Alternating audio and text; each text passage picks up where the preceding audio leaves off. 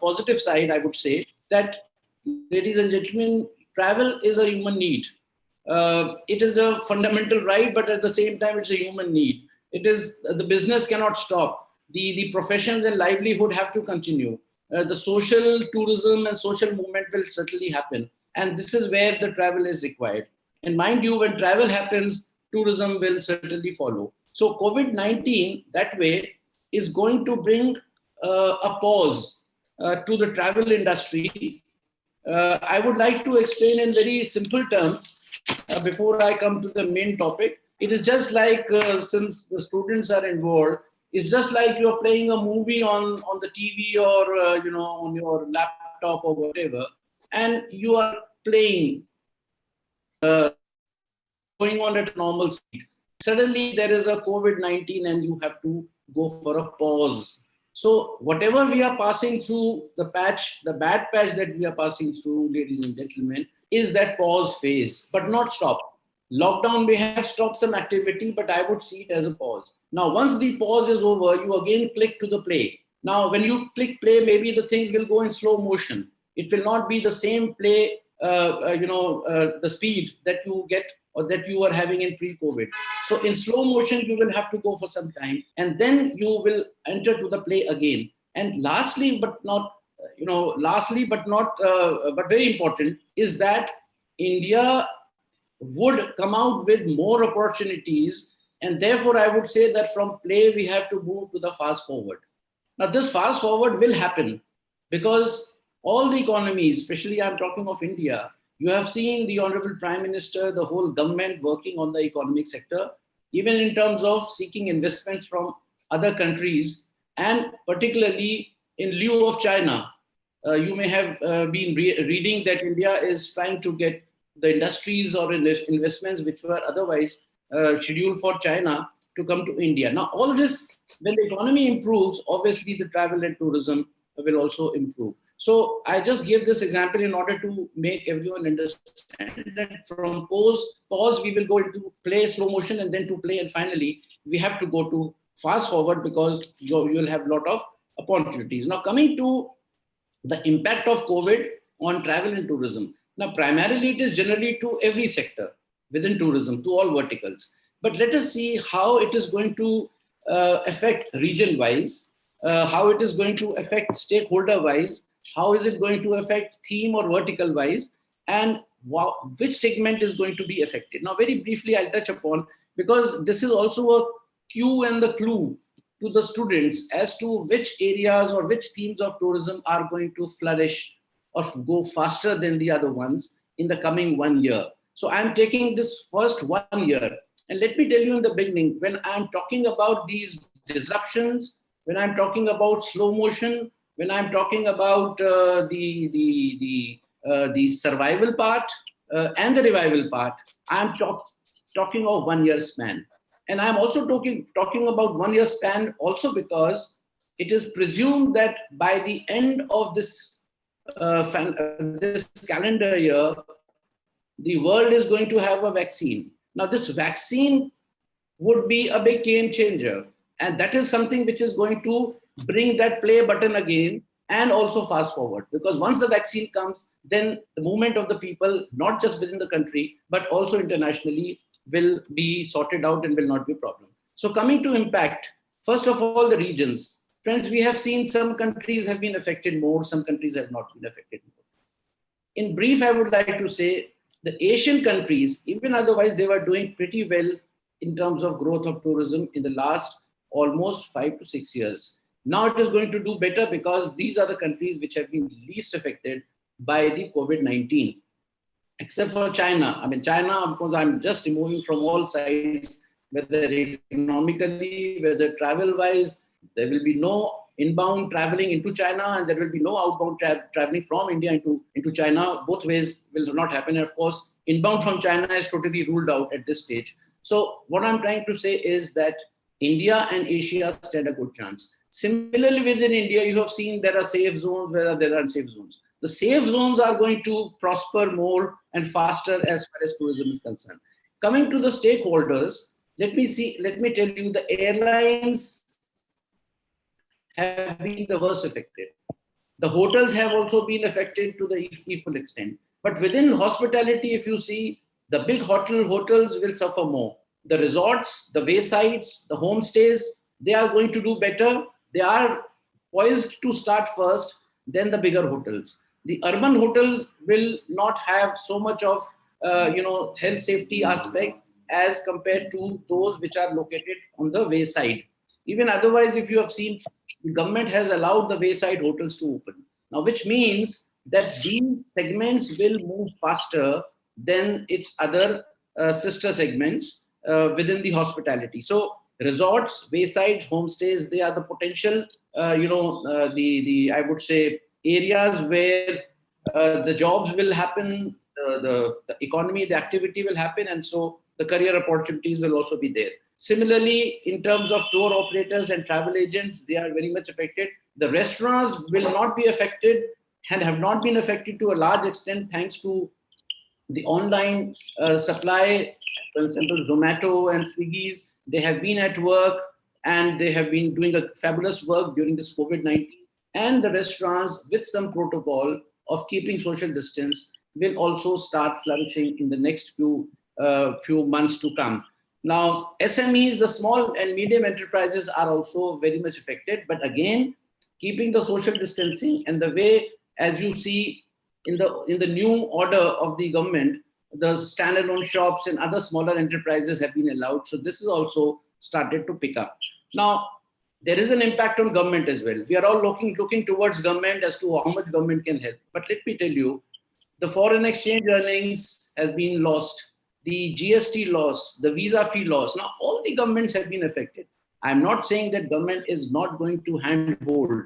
I would come to that later. But at the same time, there has been a great impact on the government and the whole as an economy. You have seen the Delhi Chief Minister telling yesterday that in 1 month, April of 2019, he got a total revenue of 3,500 crores.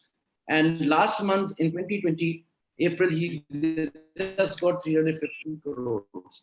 Now he says, how am I going to give the salary? Now, this is the impact which has come on the government. So what I'm trying to say is, let us not look towards the government for smaller needs. Government is aware of what should be done in terms of fiscal measures, in terms of monetary measures, which it is already doing. Government has got priorities.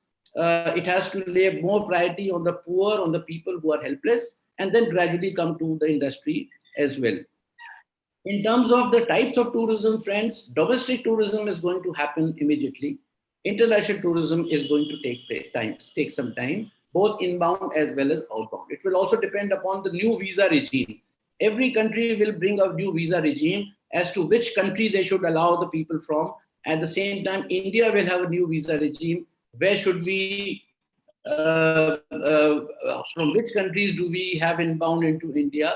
Similarly, the other countries will decide which countries the Indians can do outbound. And in terms of themes and verticals, friends, let me tell you, themes like MICE, cruise, medical tourism, to some extent leisure tourism, and religions tourism is going to be most affected for the next few months. On the other hand, the business tourism, then things like adventure, nature tourism, ecotourism, golf, and then wellness tourism, agriculture, farm tourism, and of course, rural tourism is going to prosper and move much faster than the other verticals. And of course, as I had mentioned earlier, the social tourism, the weddings and other social activities will start. In fact, if you see in all the zones, the government has already allowed that a wedding can happen with 50 people.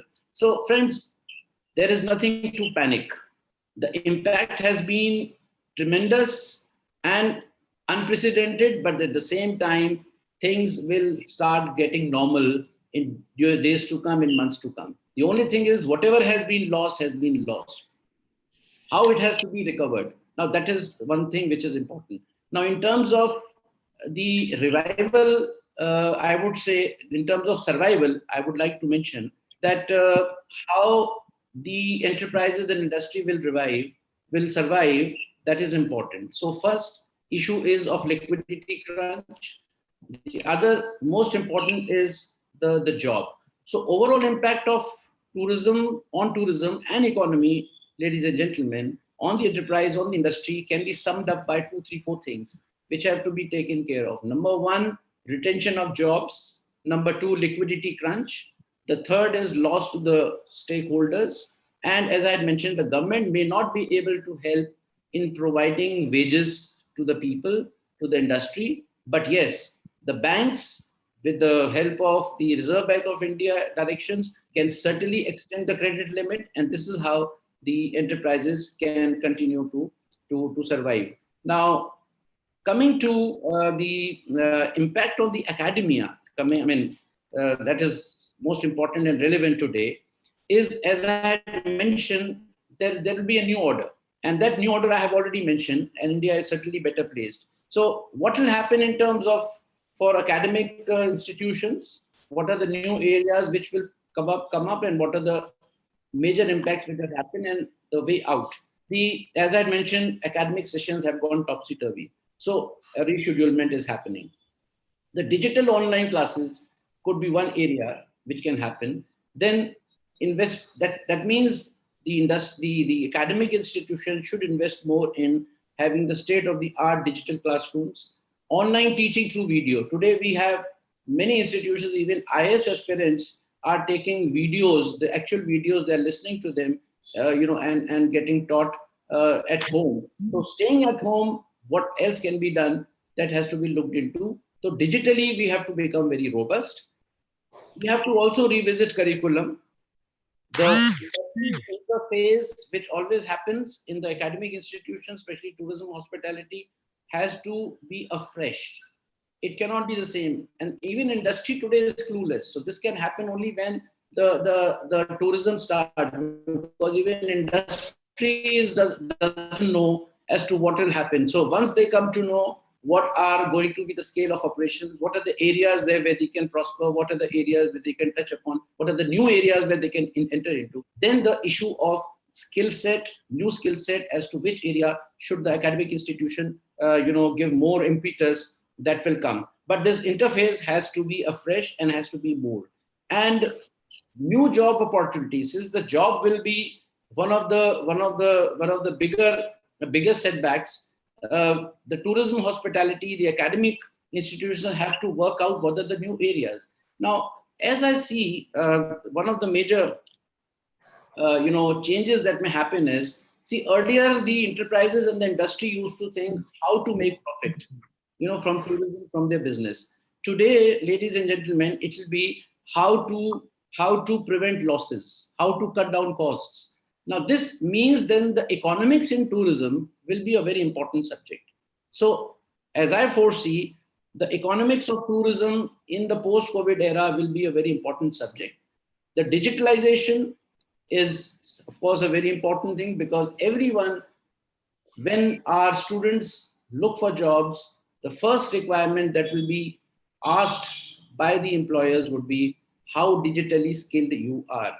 And let me also tell you, this is the time when lots of projects, lots of studies, lot of research, lots of papers need to be prepared by academia. I always say that this is like a helping hand to be given to the industry, that how to survive. And it is not just a general kind of thing. It has to be geographical area based. I would like to, Gujarat Tourism had approached me through another agency to work on a project report as to how to tackle the post-COVID era. What are the strategies of marketing, promotion, and all which should be done, which should be taken up in the next 1 year. Now, this is where the academia can play a very important role. You can go to the state governments, you can tell them, sir, we can work on the projects, we can work on certain studies, we can prepare papers, and that to be very practical. It is not going to be an academic exercise. Now, as it is, in terms of job opportunities, I would like to add something more. As I mentioned, rural, agriculture, nature, ecotourism,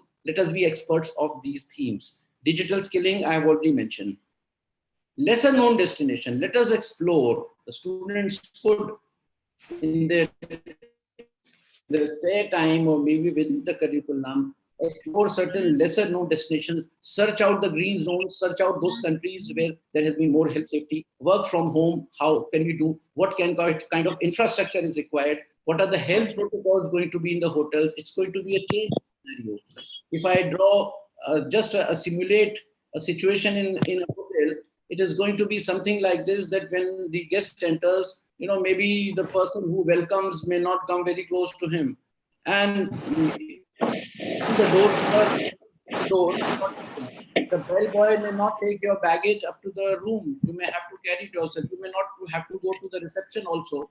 And everything would have been done. The check-in may also be done digitally without any problem. So all these things you have to look into, which calls for new kind of practical exercises and new kind of curriculum, and new SOP has to be built in your system. And of course, in terms of digital skills needed everywhere.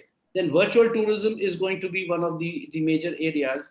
And of course, training and reskilling for the new normal. Then another area is the startup. And the startup is something, where I think with the change scenario, there will be very new situations. So for new situations and using the digital skill, one can come out with a large number of services which can be done without a human contact. I'm not talking of robots and artificial intelligence. Of course, that will go on. It will rather intensify. But yes, the AI should be read, should be studied, how in India it can be implemented.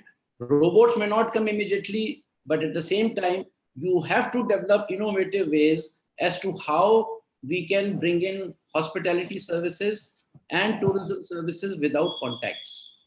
Now, you don't have to make people stand on the ticket windows.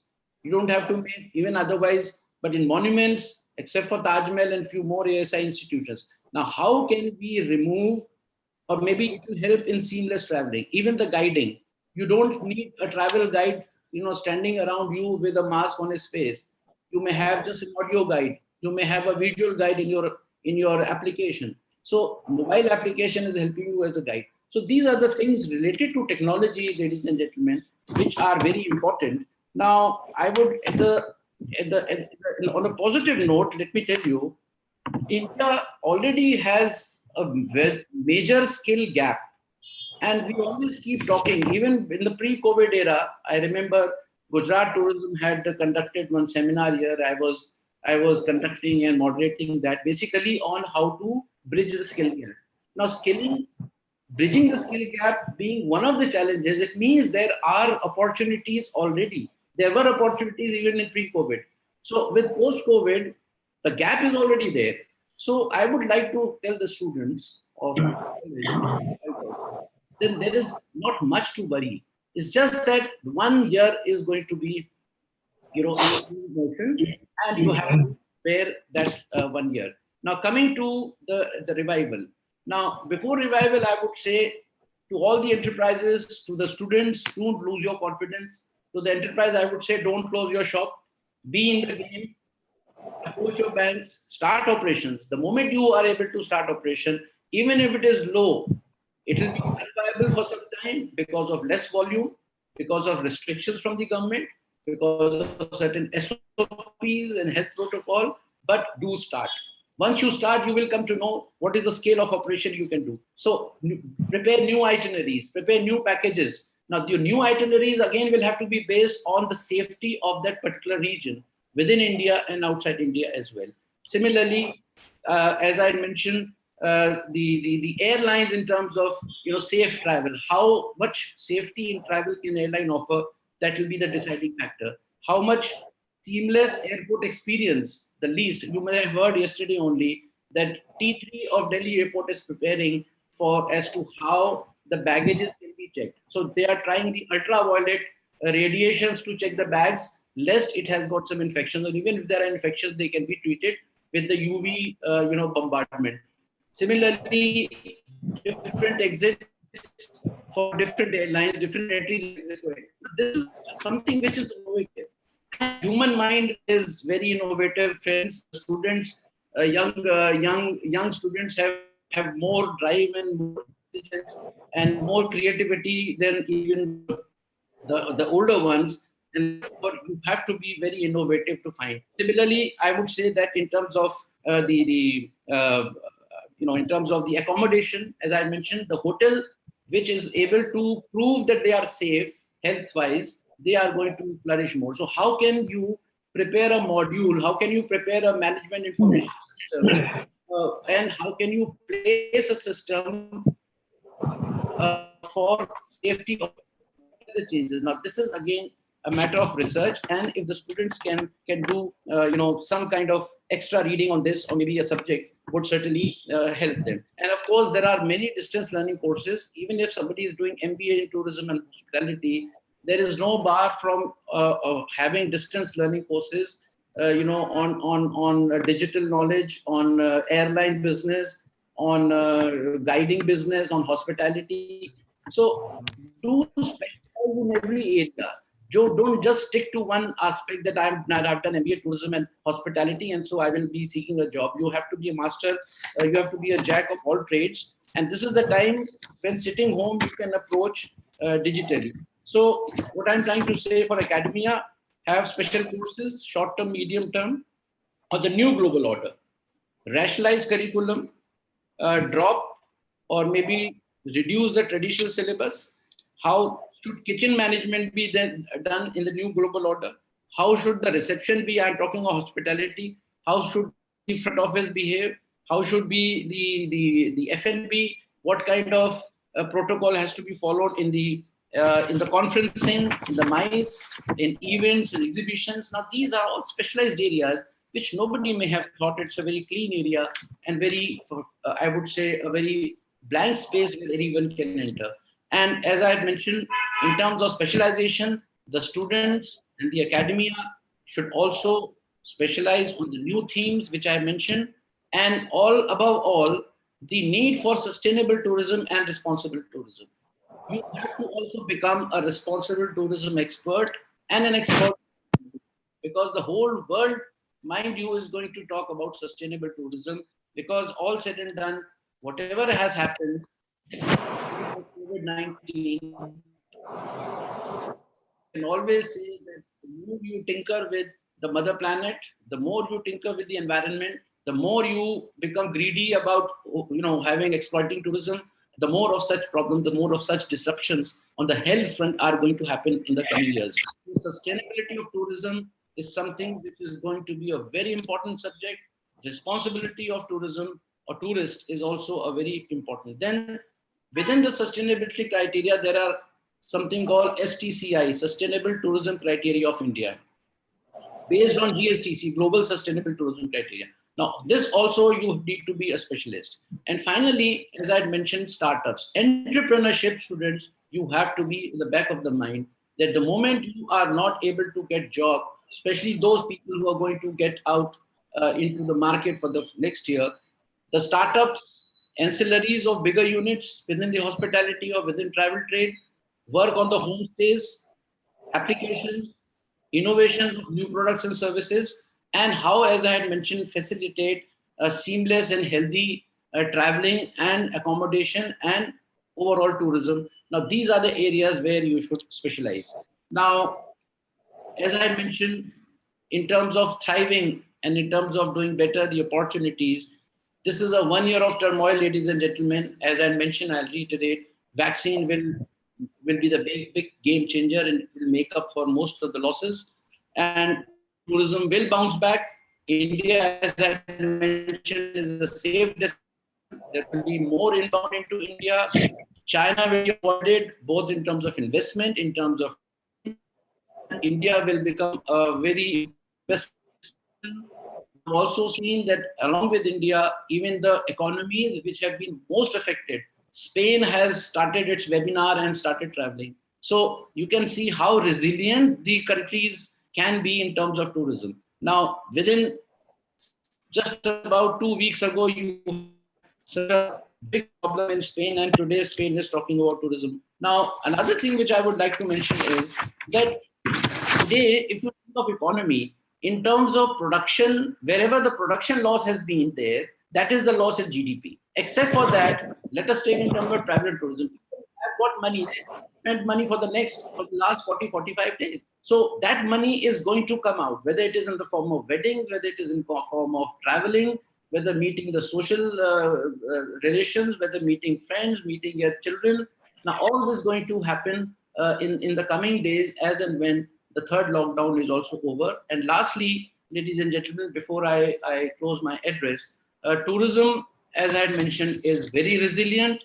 Tourism, as I had mentioned, old habits die hard, and tourism is very addictive. There is a hunger for knowledge. There is hunger for seeing places, and all the more in the millennial and the younger generation, which we account for almost 65% below 35 in this country. So people have developed habit of travel. You can't stop. They are unstoppable. And people would be ready again to travel all over the world, but there will be a set of health protocols, there will be travel SOPs, and they will have to behave like a responsible tourist. And the tourism industry, the community, and the people will have to follow sustainability model in all respects. And to students, I would like to just give some tips that this is the time. It doesn't apply only to students, it applies to everyone. But since I'm addressing the students of this university, let me tell you, students, at this point of time, don't be afraid, don't get panic. This is the time when you have to show patience. This is the time when you have to show endurance. This is the time when you have to become more innovative. This is the time when you must adapt yourself to the new.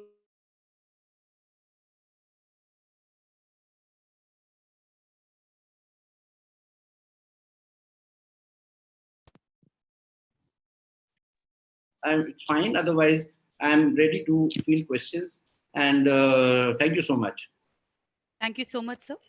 May I now request Professor Vivek Srivastav to start with question answer session. Please, sir. I think few participants are they are very curious to ask the question.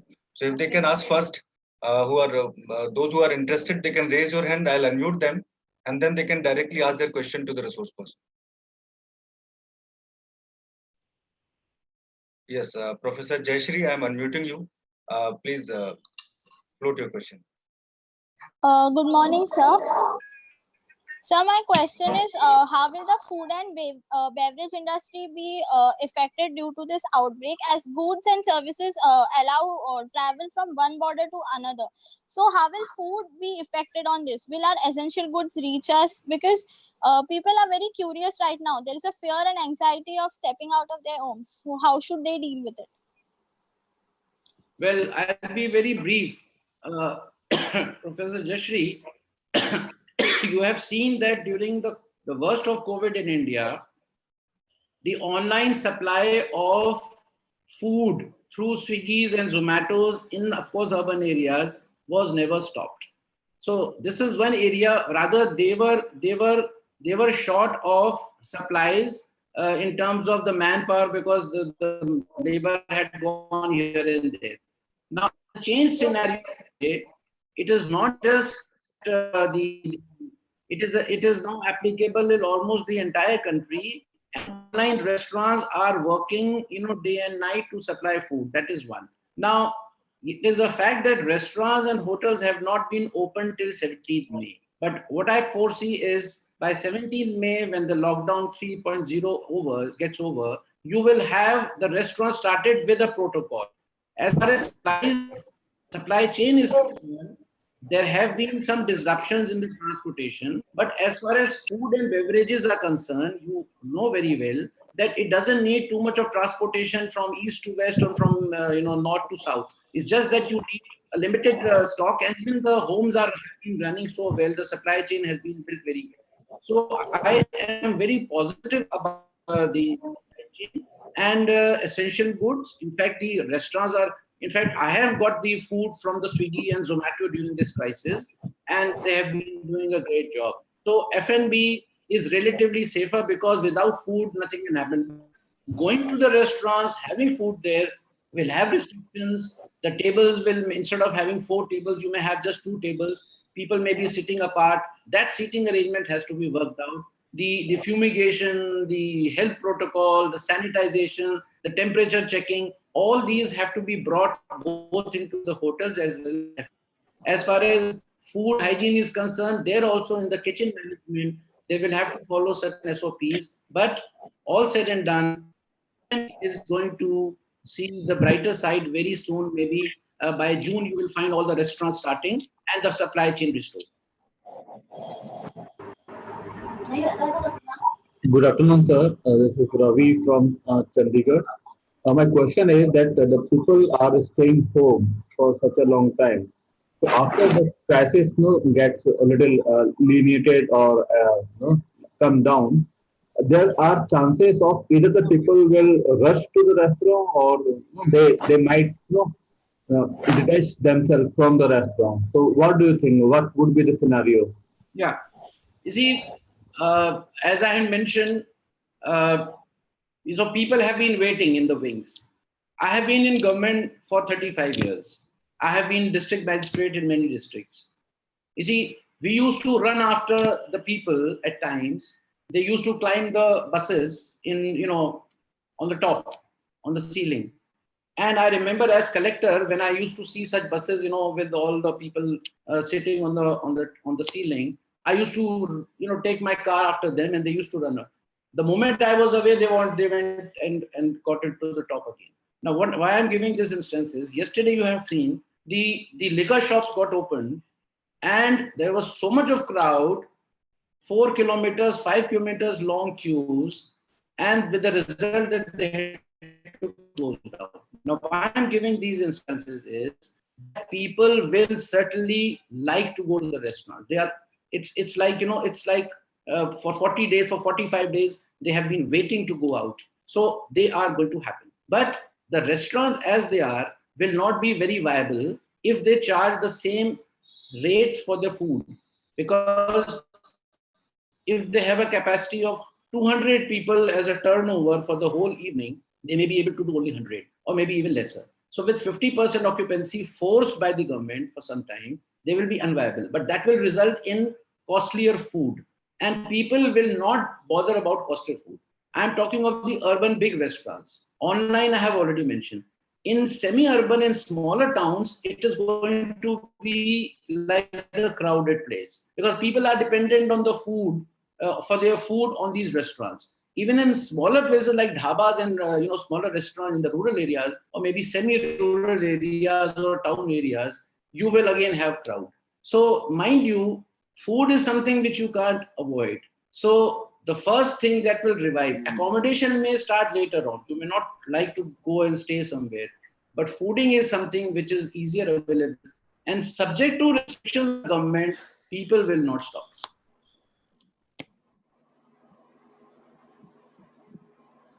Good morning, sir. Hello. Good morning. Sir, we have next participant as Aditya Ranjan is going to ask a question. I'm unmuted him. Yeah. Aditya Ranjan.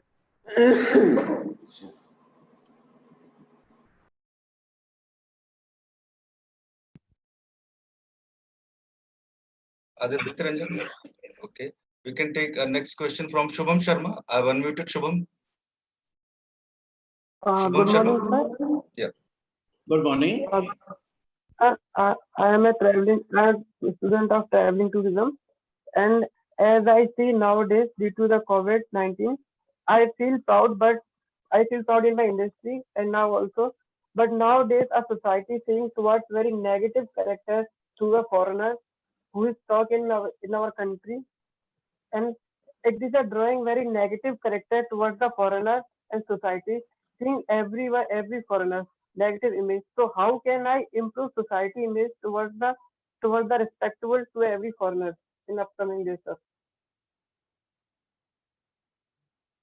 Mr. Shubham, you have a question.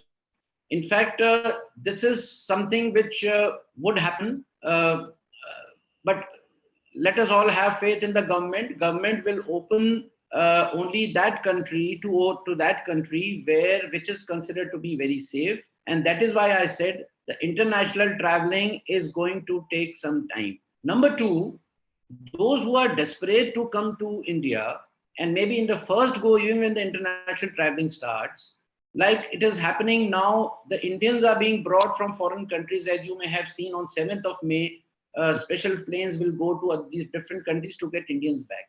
Now, when they come back, they will be quarantined for 14 days. And thereafter, they will also be subjected to health check. So once they have been checked then only they will be brought into the mainstream. Now, similar thing I foresee for international travelers. Now, when the people of the country are made aware that when India is getting some travelers from outside, despite the fact that it is going to revive the tourism industry, the people in general may certainly be slightly, they will avoid, especially when they visit Taj Mahal, when they visit some destination, people will like to stay away from them. Now, this is, mind you, Mr. Shubham, going to happen all over the world. I would say that since it is a global problem, when Indians go to some other country and when they are seen around, people will start thinking whether we should come closer to them or not. Now, this kind of, I would say, lack of lack of confidence in each other in terms of health safety, that will remain for some time. But again, you cannot be a silent spectator. The government, the organizations should come out with social media campaigns. They should say that these are the people who are going to revive your economy, your tourism industry, and therefore they should, and keep a safe distance. You're not saying that you come very close to them. And where is the need to come too close to anyone? Just like you will behave with the domestic tourist, similarly, you can say to the people at large that you behave with the international tourists in the same manner. Unless you feel that the government has taken a wrong, or maybe government has not been able to give that perception to the people of their country that no, we should not have called people from China at this stage, and so we should avoid that. Now, you know what had happened when Chinese, they have a lot of investments in Italy. Some people may be wondering why Italy in the first go, got so infected. So whatever has come in the media, I'm just narrating that there is a lot of investment which Chinese have done in Italy. They have bought some factories and leather related industry. Now, during that period in January and part of February, since it was their lunar calendar and holidays also, they all went to see their industries. Now, when they went to Italy, the Italians, they were avoiding them, because the COVID had already started in China. So the mayor of Milan, he called upon the people, you should not behave with Chinese like this. They are also our people. We are all the same global family and all. With the result that they started, mingling with the Chinese. Now, that is one reason. Another reason which they say has been because of sudden spurt in Italy. Now, basically what I'm trying to say is that it's a human nature. You will like to, stay away. Even otherwise, in many states where tourism is not an economic force, you have seen the touts, you have seen people fleecing the foreign tourists, even otherwise, even before COVID. So that kind of a social campaign has to be launched always, not just because of COVID, but otherwise also. But with the COVID happening, we have to give that impression that gradually, we would welcome you, but at the right time. We should not be excited to revive our tourism industry by getting international travelers at this stage. Let us, Shubham, focus on domestic traveling. And I tell you something, in terms of figures, our domestic traveling, in terms of domestic tourist, visits is a mammoth 180 crores. Whereas the total foreign tourist arrival into India last year was just about 1 crore and 5 lakhs. Now, 180 times people are moving in domestic space. So you have to concentrate first on the domestic space. But yes, for international travelers also, once everything is safe, once the vaccine comes, once the health certificate is there, that social distancing, keeping that social distancing in mind, we must not avoid or hate anyone coming into India. Hello.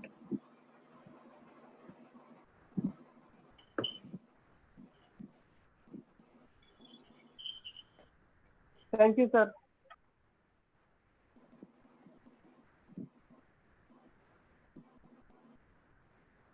Hello. Yeah. Any other? Yeah. We have Kaleem Sheikh. I have unmuted him. Yeah.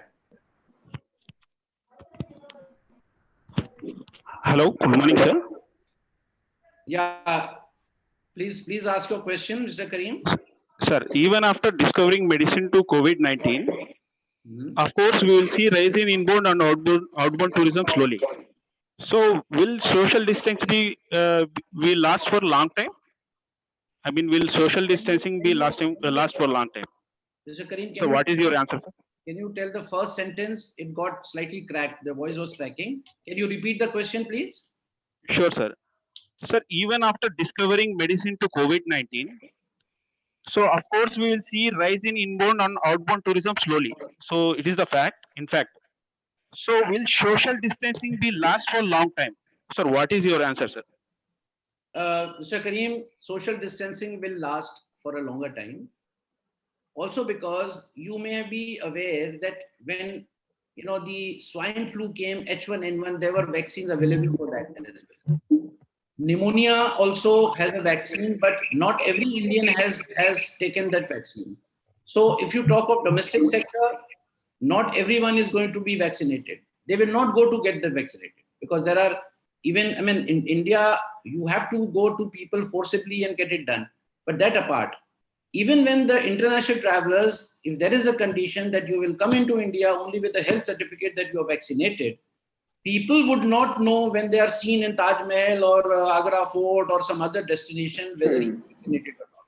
So the immediate reaction would be that, oh, this man can be a risky person. So that social distancing, even otherwise, it's not just behavioral.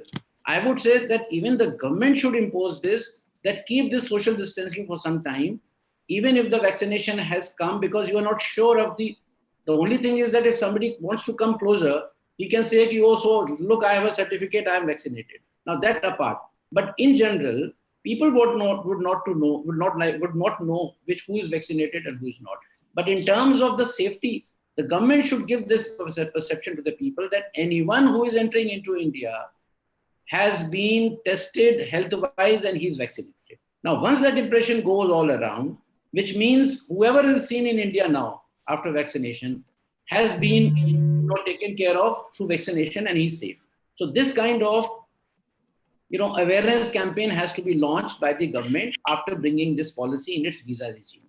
So I think gradually it will go away. But even those people who have not seen the awareness campaign, those who have not seen what government has said, there are lakhs and crores of people who don't read newspapers, who don't know about things.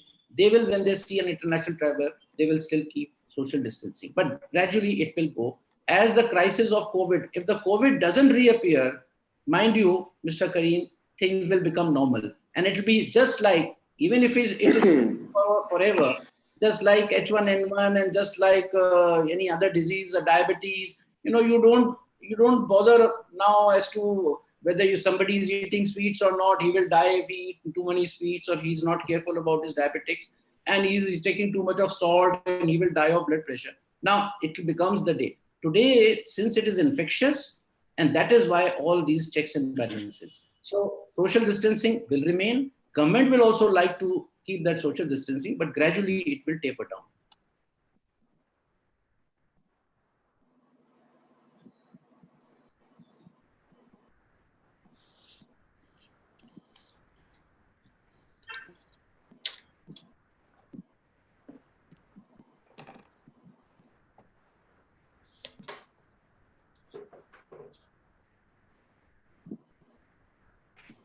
Rahul, your mic is on mute. Next, we have participant as Kanishka Pathak. Hello. Hello. Hello. Hello. Yeah, I can hear you. Yeah, am I audible? Yes, Mr. Kanishka. So good afternoon. The question is, the European countries, mostly European countries like Switzerland, they have become a tourism hub for the global people. Most of the revenue is drawn from tourism in these countries. So what I wanted to ask is, in India, where are we lacking? Could you please help us to give a picture of the critical appraisal in India amongst the tourism industries? Like India is like a country which is verdant with its natural and cultural endowments. Still, we are not able to market or capitalize on this. Where are we lacking on the government front or on the individual front? People much prefer to go to the European countries rather than come to India. So what are the steps taken by the government and where are we lacking? Can you make a comparative comparison between the standard operating procedures in European countries? Why are they so successful and why are we lagging so backward? Well, Mr. Pathak, this is a very, it requires a lot of discussion and, one needs to mention many things, but I would like to answer your question. It is not related directly to COVID, of course. Now, you see, if you see India since independence, bigger issues than developing tourism, and we have a lot of destinations. It was certainly on the mind of everyone. But the very fact that the tourism ministry itself came much, much later, we were concentrating to become self-sufficient in food, to develop core industries, to make steel, to make roads, to get energy, to get supply, the energy supplies. Now, all these core infrastructure things were much more important. And so the government diverted most of its finances and funds and attention to these sectors. Once we had developed, you started thinking of, and the most important is the infrastructure. When I say development, it also includes connectivity. It also includes infrastructure. Now, unless you have hotels to lodge the tourists, how would you be able to get the tourists? Unless you have airline connection, how can an international tourist come to India? Now, these things, Europe and European countries were much advanced in the infrastructure part. They are closely in it. If you're talking of European Union areas where the Schengen visa applies, you have these countries, just like, from Gujarat, from they're even smaller than these states. So it's just like traveling within India. So that kind of thing arrangement they have. Now, in terms of connectivity, in terms of tourism infrastructure, in terms of core infrastructures, we have been lacking. The second thing is that India has got plenty of destinations. I always call it as a problem of plenty. And that is why they say we are incredible. We have so many things on our plate. We have nature tourism, we have, heritage, we have cruise, we have water, we have so many things. And hundreds and thousands of heritage destinations we have. Now, you cannot take up all. If somebody has to plan to come to India, even for 15 days, he's not able to see even 10 to 15% of India. Now, talking of Switzerland in particular, I'm taking basically why India has not been, has not picked up the way. Now, in terms of Switzerland, you have just one, ecotourism and nature tourism, and people go there. So there is one brand. India has got so many brands, that apart. That should also mean that more and more people should come into India. Where are the accommodation? Even in places like Agra, even in places like Fatehpur Sikri, and many such destinations, even the Varanasi for that matter, where are the hotels? Now, the government is building that tourism infrastructure gradually. And as the tourism infrastructure goes up, then India is distantly located. People have to travel. Those who are major travelers are coming from a long distance. Generally, the tendency of the traveler is within 6 hours of traveling, 5 to 6 hours of traveling, they would like to. Now, this does not, of course, mean that India should not do well. There have been constraints, and these constraints will gradually go away. And after COVID, as I had mentioned earlier, it is a great opportunity for India. More investments into the economy means more investment. Now, economy, when I say investment in economy will directly help tourism, I say it because if you have better roads, if you have better railway system, if you have better airline infrastructure, airports, it is directly going to affect the tourism. Tourism as such doesn't need any infrastructure of its own. It's just that, when core infrastructure happens, connectivity happens, infrastructure improves, at the lowest level, the accommodations improve, people are skilled, all these things will lead to better. So we are on way on Mr. Pathak. Let us not be very pessimistic on this line. And we have the growth rate that India has registered, let me tell you, has been much more than what the European countries are doing now. And it is the growth at this point of time in tourism, which is quite important. We have been growing in double digit, whereas the entire world is growing at about 4 to 5%. That should be also a matter of good news for all of us. Thank you, sir. On the very honest note, like I have a very simple question. How many questions we can handle since now? Because the participants are very enthusiastic and they are asking too many questions. So how many questions we should allow now? Dr. Gaurav, you can ask as many. I thought that since in the minute-to-minute program you had mentioned that 12 o'clock is the last, so Right, I sir. was doing things very fast. Okay. If you have time on Zoom, I'm absolutely fine. I'm enjoying answering. Sir, so we'll have last two questions only. Yes, please. So second last question is from one of the students of one of the student of BTM. Is Dipanshu. Dipanshu, I'm unmuting you.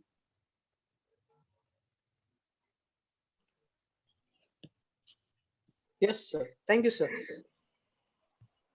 Yes, sir. My question is, the global pandemic like COVID-19 is stand to have its second round, even after the discovery or sorry, invention of vaccine. So, is tourism industry is ready for that second round? Uh, Mr. Divanshu, did you mean that second round of COVID attack again?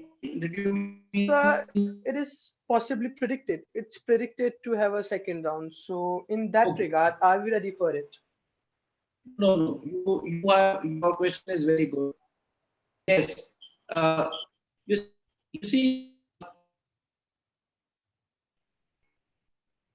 I have understood the question.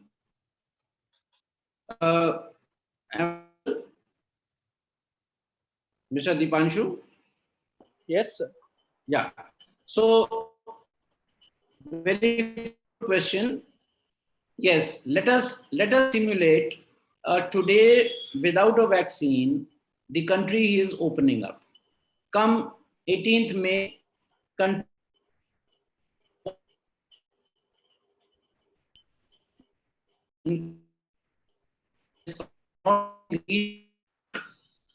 in COVID-19.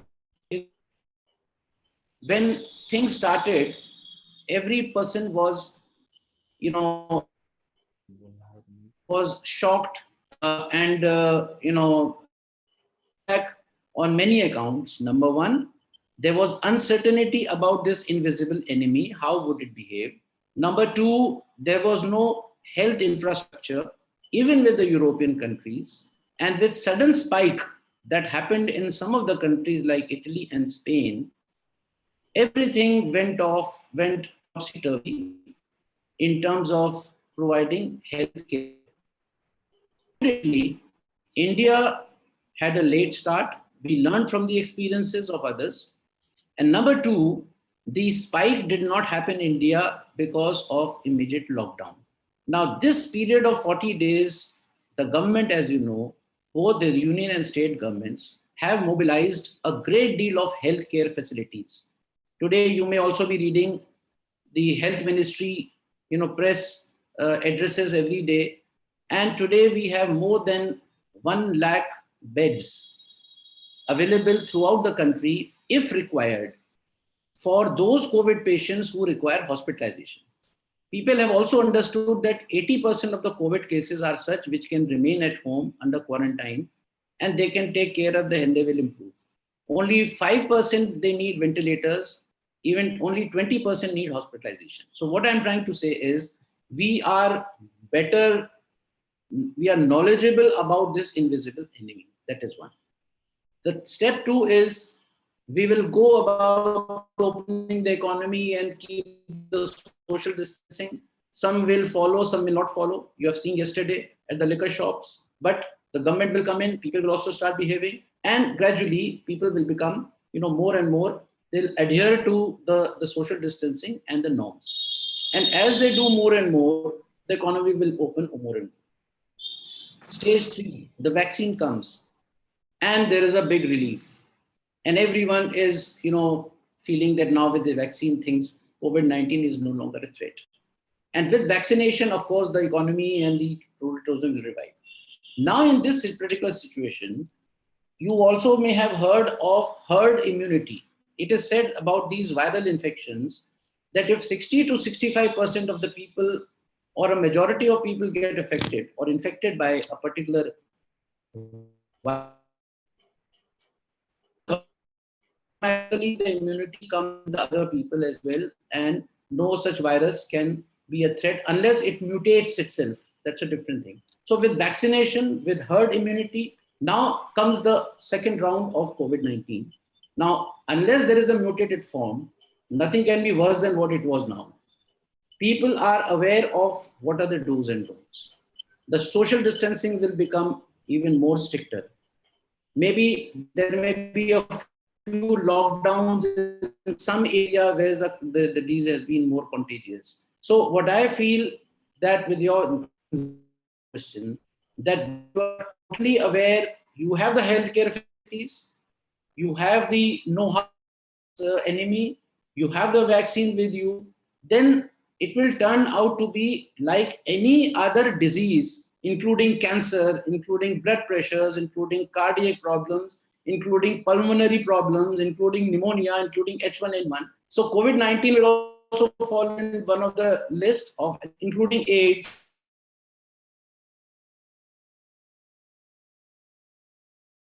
That have health infrastructure. He will not be brought on the roads, he will be given due care and he has the facility. Way of life, I feel that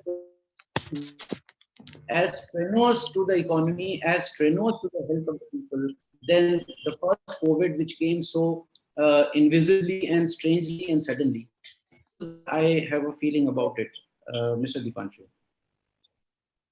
Okay, thank you, sir. Sir, let us have a last question. Yes. Professor Vivek Srivastava will help us in taking the last question. It is a question from a school student. So, like a school student, this question is also very innocent. Vivek, sir. Okay, thank you so much, Rahul, sir. Actually, sir, hello, am I audible to all? Yes. Yes. So actually, we are continuously receiving lots of questions. So I have selected only one question out of which. So the thing is, she's from Bhopal and her name is Meghna. And she's asking, sir, is it worthy to opt BTM courses for good career opportunity in future? Yes, Meghna, certainly. In fact, through this question, let me reassure all the students who are either have taken up courses in tourism, hospitality, whether it is BTM, whether it is MM, whether it is HM, please stay where you are. Don't get panic. Don't change your tracks. Specialize in those areas. Be aware of every clueless day. So those who acquire knowledge first, those who acquire adaptability, those students who become more innovative, those who are more probing in their own subject, and those universities and academic institutions which adapt themselves to this new change and do not follow the routine will certainly do better than many others. And as I said, tourism is not going to go anywhere. It's just a matter of a small bad patch, which may last for 6 months, which may last for 1 year, but it will taper down. I am not foreseeing anything worse than what has happened in the last 2 months. And we are well prepared, we are aware of its consequences, and therefore tourism cannot be stopped.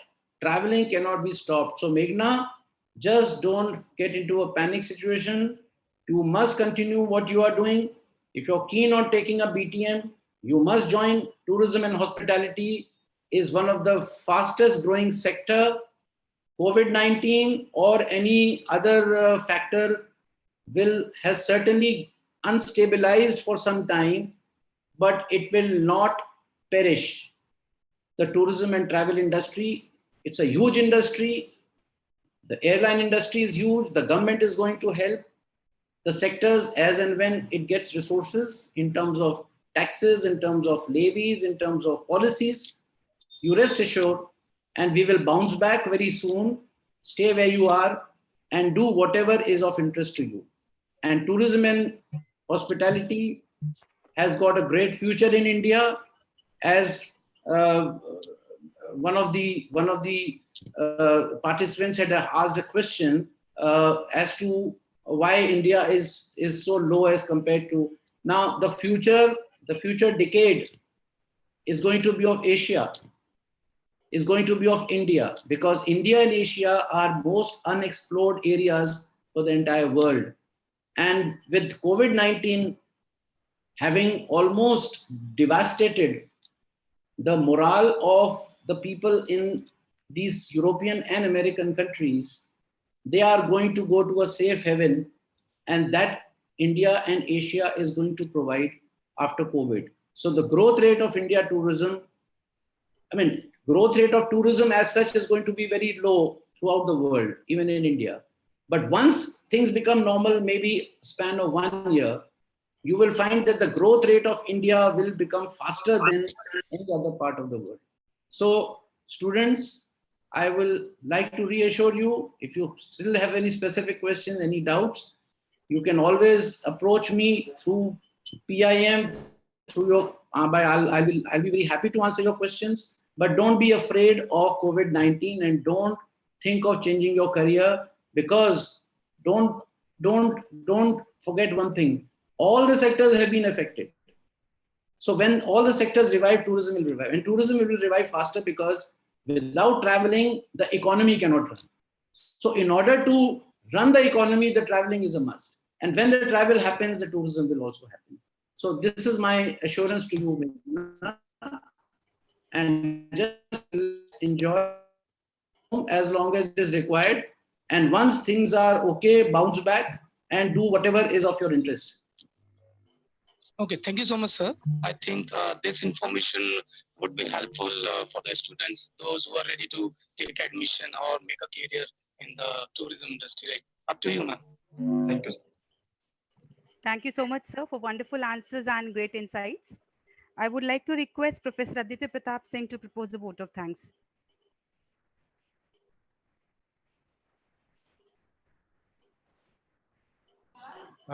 Thank you very much, Chairman.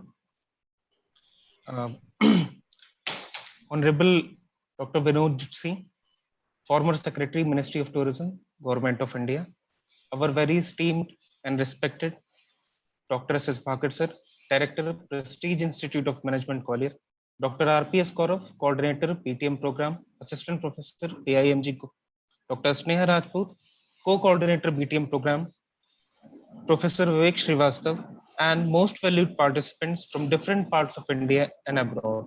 It's my privilege to have been asked to propose a vote of thanks on this occasion of this wonderful webinar. On behalf of entire Prestige fraternity, Prestige Institute of Management and Department of Tourism Management, I express my own gratitude and thanks to all of the speakers, all of the participants, all of the organizing members, and many thanks to respected Dr. Vinod Jutsi for expressing his experiences, his esteemed words, and the knowledgeable things that have been shared in this webinar. I must mention my deep sense of regards and appreciation for Dr. Vinod Jutsi sir for his knowledgeful explanation to not only those participants who are experienced, who are PhD scholars, who are doing their master degrees, but also he is taking on questions, he is answering to all of those who are from a school background, who are those who want to do BTM program, and is providing knowledge to all of us. I'm also very grateful to our own director, Dr. S.S. Bhakat, for always being a motivator and mentor to us and to provide us opportunities to organize such things like this webinar and always inspiring us with his words of wisdom like for today's webinar. I also wish to express my gratitude to Dr. R.P.S. Kaurav, Dr. Sneha Rajput, and Professor Vivek Srivastav for organizing such an encouraging webinar that is required, especially for tourism industry in these hard times when everyone is talking about tourism industry going down during COVID-19 situation. And finally, our most valued participants who are participating in this webinar from India, from different parts of world, from different parts of industries, academia, school, and different other parts, and They are making these kind of events successful, and I'm very thankful to them that they participated and made this webinar a successful. Once again, I express my thanks and gratitude to all of those persons who are directly or indirectly involved in this webinar. Thank you all. Thank you very much. Thank you so much, sir. I'm once again thankful to the resource person, respected Mr. Vinod Joshi, sir, and respected director, sir, Dr. S.S. Bhakur, sir, for sparing their valuable time, and would seek your permission to close this brilliant session close, sir. Sure. Vinod Joshi sir, thank you very much. It was really insightful. Thank you, Dr. Bhakur. Thank you, Thank you. Professor Aditya. Thank you, Dr. Sneha, Dr. Kaurav, all the young participants. And I really enjoyed being with all of you for an hour and so. And I'm glad that, we could interact, on the latest issues. And thanks to one and all. Thank you. Thank you. Thank you. Thank you very much. Thank you, sir. Thank you. Thank you all. Stay home, stay safe. Thank May you, God sir. bless all mankind. Thank you so Thank much. you. Thank you, ma'am. Thank you, sir. Thank you, sir. Thank you, sir. Thanks a lot. Thank you. Thank you, sir. Thank you, everybody. नहीं नहीं seriously जल्दी बोलो strictly follow करना है इस तरह Thanks, बोलो everyone. बुलाओ थल्ले sir Thank you, sir. Thank you, sir. Thank you, sir. Thank you, dear participants. Thank you, Mr. Rao Gaurav, sir. Thank you, sir. Thank you, sir. Thank you so much.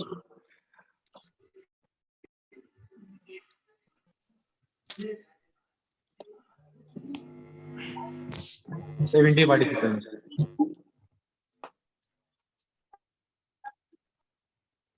Still, participants are entering into the meeting room. Sir आप एक conduct कर सकते हैं webinar continue